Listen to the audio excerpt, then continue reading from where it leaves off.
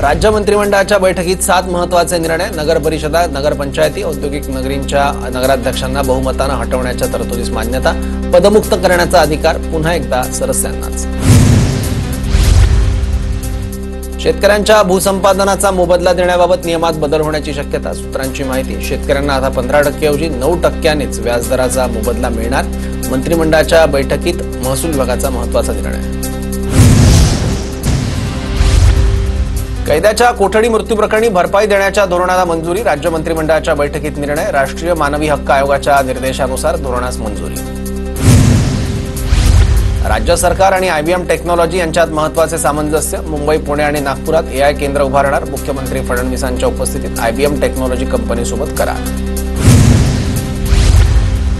Wankhede स्टेडियममधील grand stand level 3 ला शरद पवारांचं नाव.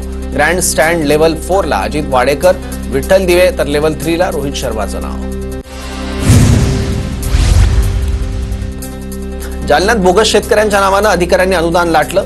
अतिवृष्टी आणि गारपिटीचं अनुदान हेराफेरी करून 50 कोटींचं अनुदान लाटल्याची माहिती. शिक्षक भरती घोटाळ्यातील महत्त्वाची ऑडिओ क्लिप TV9 मराठीच्या हाती. शिक्षक भरती घोटाळ्यातील मुख्य आरोपी निलेश मेश्रामच्या ऑडिओ क्लिपमध्ये बोगस शिक्षक भरती प्रकरणातील कागदपत्रांसंबंधित उल्लेख.